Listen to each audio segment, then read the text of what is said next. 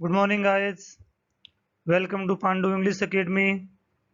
I am Bhagirath Godara with new video. आज हम class 9th की ज्योग्राफी के लेसन शुरू करेंगे। ज्योग्राफी का फर्स्ट लेसन है size and location of India.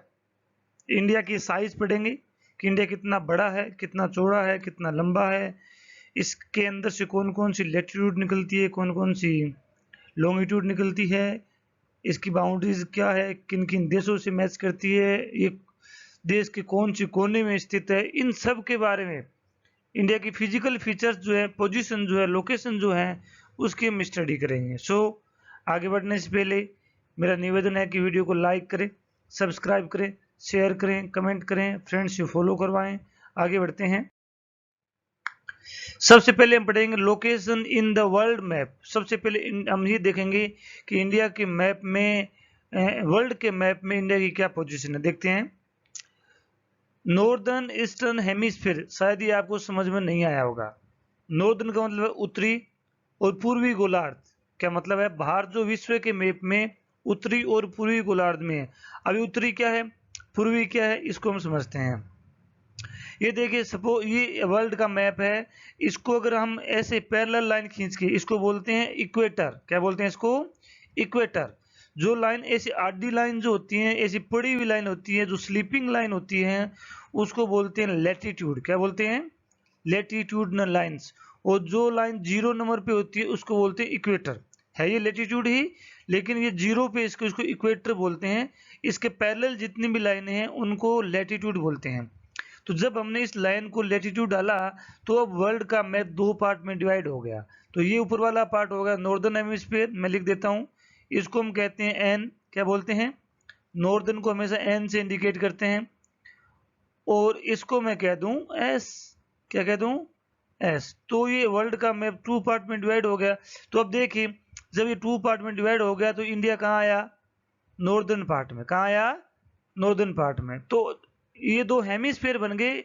इसको ऊपर वाले पार्ट को बोलेंगे नॉर्दर्न हेमिस्फीयर, नीचे वाले पार्ट को बोलेंगे साउदर्न हेमिस्फीयर। आई थिंक आपको ये तो समझ में आया होगा कि इंडिया नॉर्दर्न हेमिस्फीयर में कैसे है। इंडिया, ये इक्वेटर एक्चुअल मैप में ये इक्वेटर है ना, और हमें ये स्टडी करना है और हमेशा ऐसा ही हमें मानना है, तभी हमारी लर्निंग होगी। तो इंडिया नॉर्दर्न हेमिस्फीयर में आ गई, लेकिन अब ईस्टर्न में कैसे हैं उसकी भी स्टडी करते हैं। अब मैंने एक लाइन मैप में से डाल दी, ये देखो सब लाइनें जा करके इस जगह मिल रही है, इधर से आकर के यहाँ मिल रही है, इधर से इधर मिल रही है ना। तो एक लाइन आ गई, इसको बोलते हैं GMT, 0 degree GMT, 0 degree Greenwich mean time, GMT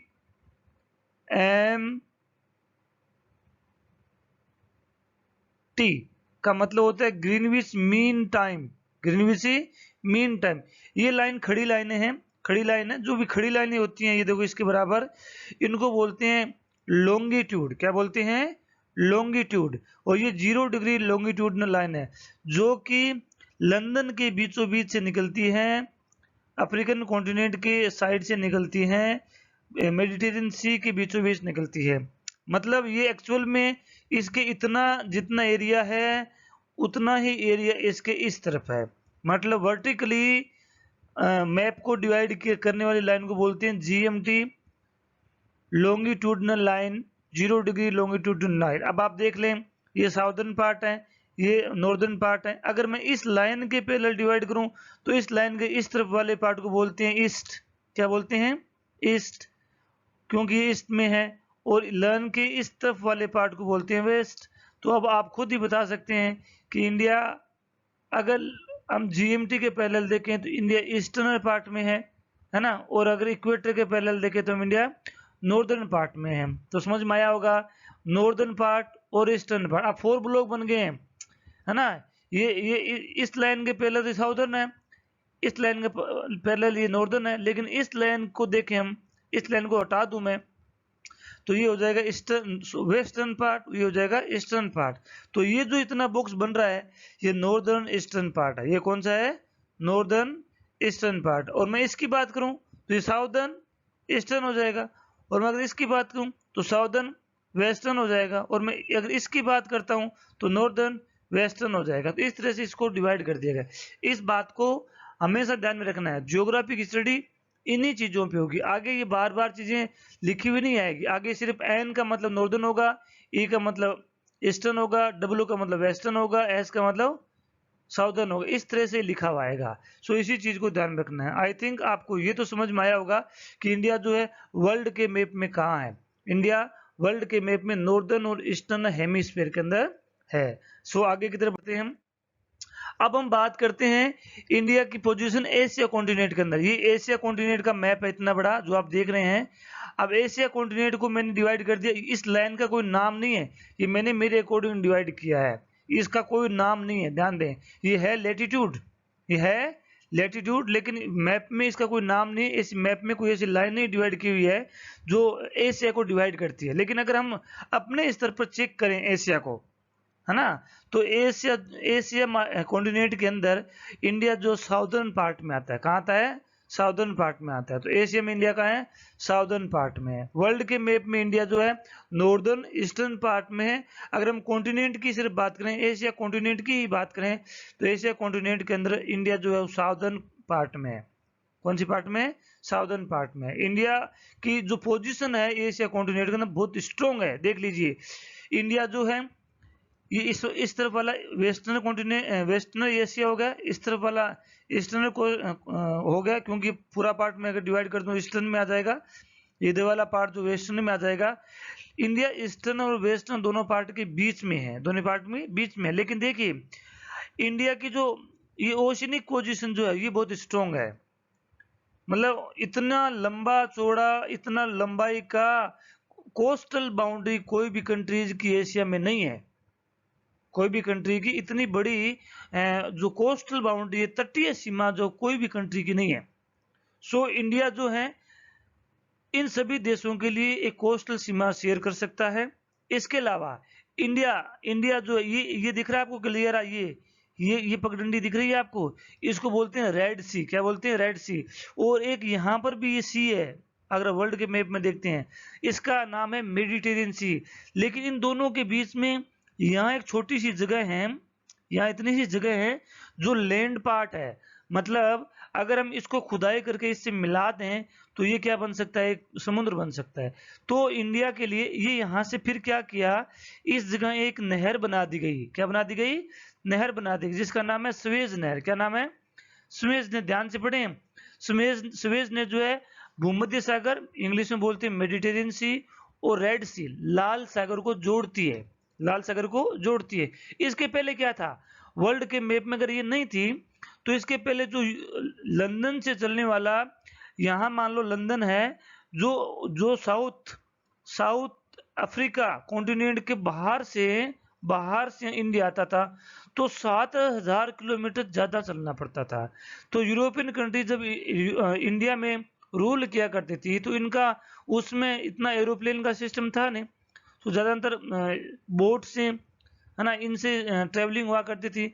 तो इस पार्ट को क्या कर दिया, खोद करके नहर बना दी गई। अब जो यूरोपियन कंट्रीज थी, जो लंदन के लोग थे, इसी के अंदर से सीधे इंडिया आ जाया करते थे, है ना। सो अगर ओशियनिक स्थिति के अनुसार देखा जाए तो इंडिया की पोजीशन जो है वर्ल्ड मैप में मोस्टली एशिया की कंडीशन में बहुत अच्छी है, क्योंकि सभी एशियन कंट्रीज के लिए बहुत लंबी। और अच्छा दूसरी बात, जैसे मान लो कि बाउंड्री तो इनकी भी ज्यादा हो सकती है, लेकिन ये ज्यादातर टाइम में कोल्ड रहता है, यहाँ बर्फ जमी रहती है। अब रसिया, ये रसिया का पार्ट है, ये लंबी बाउंड्री, लेकिन यहाँ कोल्ड है, ठंडी है, यहाँ बर्फ जमी रहती है, कोई काम की नहीं आती। सबसे अच्छी इक्वेटर के पास में अगर देखा जाए तो इंडिया की सबसे अच्छी कोस्टल बाउंड्री है, जो बहुत इसके लिए फायदेमंद है। आगे हम बढ़ते हैं। आगे अब हम पढ़ते हैं लॉन्गिट्यूड ऑफ इंडिया। लॉन्गिट्यूड का मतलब समझिए, लॉन्ग का मतलब लंबा, ऐसी लाइनें जो खड़ी लाइन है उनको लॉन्गिट्यूडनल लाइन बोलते हैं। वर्ल्ड के मैप में से बहुत सारी खड़ी लाइनें आपको मिलेगी, उनको लॉन्गिट्यूडनल लाइन ही बोलेंगे। अब लॉन्गिट्यूडनल का मतलब है कि इंडिया के इस छोर से लेकर के इस छोर तक यहाँ बहुत सारी लाइनें हैं, यहाँ आपको बहुत सारी लाइनें मिलेगी। 78, 79, 70, 71, 72, 73, ऐसे 96, 97, 98 आगे मिलेगी। Longitudinal India 68 degree 7 minute east. East क्यों है, क्योंकि इंडिया लॉन्गिट्यूडनल जीएमटी के पैरेलल किस में है? ईस्टर्न हेमिस्फीयर में है, तो ईस्ट बोलेंगे। 68.7 डिग्री ईस्ट से लेकर के 97 डिग्री 25 मिनट ईस्ट। इनको आपको ऐसे ही करना है, आप इन मिनट के चक्रों मत जाइए। इनको, इस कोमा को मिनट बोलते हैं, कोमा को क्या बोलते हैं? मिनट बोलते हैं। ये डिग्री का सिंबल है। इसका मतलब है कि 78 और 77 के बीच में है। 30 डिग्री होती, 30 मिनट का मतलब दोनों 97 टू 98 का मतलब है कि 1 मिनट का टाइम है ना, 60 मिनट उसको बोलते हैं, तो हाफ आ जाता है। तो इंडिया का लॉन्गिट्यूडनल जो पोजीशन है वो 68 डिग्री 7 मिनट से लेकर के 97 मिनट 97 डिग्री 25 मिनट ईस्टर्न है। दोनों ही ईस्टर्न है, क्योंकि इंडिया जीएमटी के पैरेलल ईस्टर्न हेमिस्फीयर में है। आई थिंक आपको समझ में आया होगा। देखिए ईस्टर्न हेमिस्फीयर में है, longitudinal line 68 degree 7 minute eastern to 97 degree 25 minute eastern में है।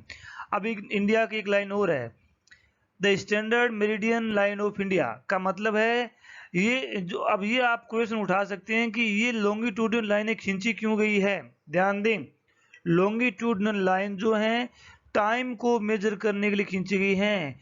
लॉन्गिट्यूडनल लाइन से हम टाइम का पता लगा सकते हैं। हम कहते हैं ना कि ऑस्ट्रेलिया में भी रात है, तो वो किससे पता चलेगा रात है? वो लॉन्गिट्यूडनल लाइन से होगा। एक लॉन्गिट्यूडनल लाइन से दूसरी लॉन्गिट्यूडनल लाइन तक जाने में समय का फर्क पड़ता है। 15 लॉन्गिट्यूडनल लाइन में 1 घंटा बनता है। कितना बनता है? 1 घंटा बनता है। सो आप अगर इस चीज को जानना चाहते हैं तो क्लास 6 का लेसन है ज्योग्राफी, उसमें इसका लेसन स्टडी दी हुई है। मैंने काफी अच्छी तरह से उसको एक्सप्लेन किया है। अगर आप वहां पढ़ते हैं तो आपको वहां समझ में आएगा। सो देखिए ये क्या है, तो देखिए ये एक मैंने लाइन और ड्रॉ कर दी है। इसको बोलते हैं 82 डिग्री 30 मिनट ईस्ट। का मतलब है कि इंडिया, अगर सन के अकॉर्डिंग इंडिया का टाइम देखा जाए तो यहां से लेकर के यहां तक इंडिया मोस्टली 29 डिग्री में स्प्रेड है। इसका मतलब इंडिया के यहाँ के समय में और यहाँ के समय 2 घंटे का अंतर है। मैंने बताया था 1 घंटे का मतलब है 15 डिग्री का डिफरेंस। कितना? 15 डिग्री का डिफरेंस। तो इंडिया का जो एक्सपेंशन है लॉन्गिट्यूडनल, वो कितना है? वो है 30 डिग्री का है। कितना है? 30 डिग्री का है, 30 डिग्री का है। तो 30 डिग्री इसमें 2 घंटे। तो अब 2 घंटे हैं, तो हम अगर सन के अकॉर्डिंग इसके टाइम को अरेंज करें तो हम प्रॉपर टाइम ट्रेन नहीं पकड़ पाएंगे। एग्जाम यहाँ के बच्चों का एग्जाम शुरू होगा तो यहाँ के बच्चों का एग्जाम फिनिश हो जाएगा। तो इंडिया में एक समय रखने के लिए, सभी को सही समय पर ट्रेन मिले, सभी का एग्जाम बराबर शुरू हो, तो सभी देशों ने, इंडिया ने, सभी देशों ने सिस्टम है कि एक कोई भी टाइम, कोई जरूरी नहीं कि इंडिया 82 माने, कोई जरूरी नहीं है। इंडिया 68 भी मान सकती है, लेकिन 82 क्यों माना? क्योंकि ये दोनों के बीच में है। दोनों की क्या है? बीच में है, इसलिए इसको मान लिया गया है ना। ध्यान दें। सो इसको क्या कर लिया? 82 मान लिया। अब इन समय जो है इस 82 लॉन्गिट्यूडनल लाइन के अकॉर्डिंग इंडिया में चलता है। ऐसा इंडिया ने पूरे देश में समान समय करने के लिए किया है। तो इसको बोलते हैं स्टैंडर्ड मेरिडियन ऑफ इंडिया। का मतलब है SMI, है ना। मतलब भारत की जो SMI है 82 डिग्री 30 मिनट है। ये लॉजिक क्वेश्चन हमेशा आता है।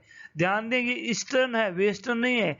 इसी चीज से कंफ्यूज हो जाते हैं इतने से ही, क्योंकि हमें 82 डिग्री 30 मिनट तो आता है, ईस्टर्न वेस्टर्न को भूल जाते हैं। ऐसा क्वेश्चन अच्छे अच्छे एग्जाम के अंदर आता है। सो लॉन्गिट्यूडनल डिस्टेंस को आप समझ पाए होंगे। अब हम पढ़ते हैं लैटिट्यूडनल। लॉन्गी और लेटी, लेटी का मतलब लेटी हुई लाइनें, ऐसी लाइनें जो सोई हुई है। याद करने का तरीका देखें, लेटी को लेटी हुई है, सोई हुई है, लेटने का समझते हैं ना, सोई हुई है।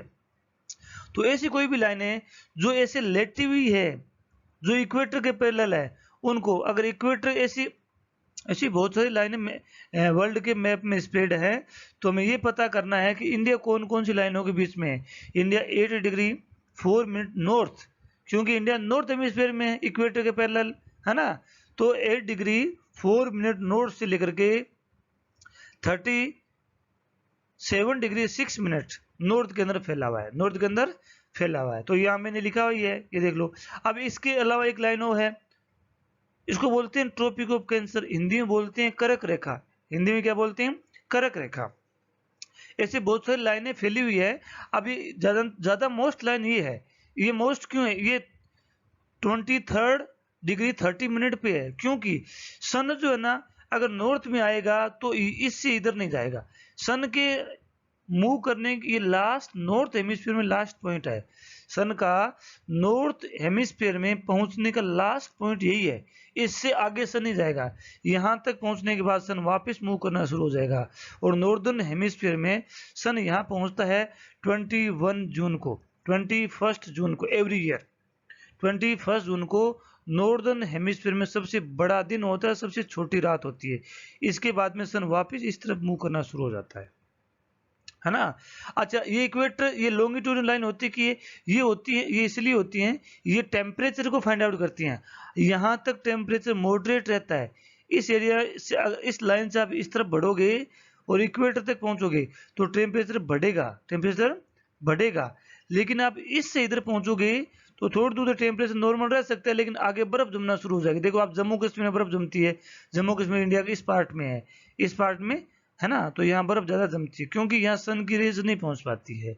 तो ये लाइट और टेम्परेचर, टेम्परेचर को मेजर करने के लिए, टेम्परेचर को फाइंड आउट करने के लिए, अब कैसे पता चले? जैसे हम जम्मू कश्मीर को जानते हैं, लेकिन यूरोपियन लोगों को कैसे पता चलेगा कि जम्मू कश्मीर के अंदर टेम्परेचर क्या है? तो वो क्या करेंगे, इन लाइनों के माध्यम से पता लगा लेंगे कि इस स्थान पर इन दिनों में बर्फ रहती है। अब इस लाइन से कौन सी, ये जो कर्क रेखा जो है, ट्रॉपिक ऑफ कैंसर जो है, इस लाइन के जो इस तरफ है उनमें सितंबर के मंथ के बाद में सर्दी ज्यादा रहती है। ये आप किसी भी देश के बारे में स्टडी कर सकते हैं। अगर ये लाइन है, इसके इस तरफ जो भी कंट्रीज हैं उनमें आप ऐसा अनुमान लगा सकते हैं कि सितंबर के बाद में वहां बर्फबारी रहती है, वहां ठंड ज्यादा रहती है। ऐसा आप अनुमान लगा सकते हैं। अगर थोड़ा सा और बढ़िया, मान लो यहाँ 66 पे आ जाए, तो अगर 66 पे आ गए ना तो इसका मतलब है इसके बाद में हमेशा बर्फ ही रहेगी, लगभग टाइम में बर्फ रहेगी। 66 से 23 के बीच में मॉडरेट टेम्परेचर रहता है, जैसे हमारे राजस्थान में रहता है। सर्दियां भी आती है, गर्मी 6 रीजन इस पैरामीटर में आती है। लेकिन इसके इस तरफ 66 लाइन के इस तरफ, जो कि इंडिया के ऊपर से, काफी ऊपर से है, ध्यान दें, इंडिया की काफी ऊपर से है। अगर ये लाइन वहां है तो इसका मतलब है कि वहां हमेशा बर्फ जमी हुई रहती है, इसका ये मतलब होता है। और जो इक्वेटर जो है, ये इक्वेटर नहीं, जो ट्रॉपिक ऑफ कैंसर इंडिया को 2 पार्ट में बांट देती है। किसमें? इसको बोलते हैं नॉर्दर्न, इसको बोलते हैं साउदर्न इंडिया, इसको बोलते हैं नॉर्दर्न इंडिया। ये इंडिया के बीचों बीच निकलती है, इंडिया के 8 स्टेट को क्रॉस करती है, इंडिया के 8 स्टेट के अंदर से निकलती है। आगे हम और पढ़ते हैं। अब मैं बोलता हूँ एक्सपेंसर, इंडिया फैला हुआ कितना, क्षेत्रफल कितना है, ये इसकी बाउंड्री कितनी है, तो देखते हैं। Northern most point of India, मैं कह दूं कि इंडिया का सबसे उत्तरी छोर का क्या नाम है, तो सबसे उत्तरी छोर को बोलते हैं इंदिरा कोल, जो कि पीओके के अंदर है। किसमें है? पीओके के अंदर आता है। उत्तरी छोर को बोलते हैं, ये उत्तरी छोर है, इसको बोलते हैं इंदिरा कोल। जैसे दूसरा पॉइंट है southern most point of India mainland.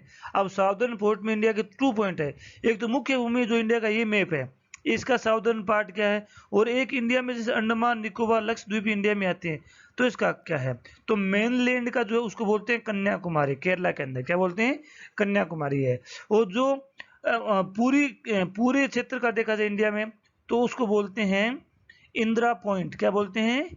Indira point. क्या बोलते हैं? इंदिरा पॉइंट। इसको पहले पिग्मिलियन पॉइंट बोलते थे, लेकिन राजीव गांधी ने इसको इंदिरा पॉइंट नाम दे दिया।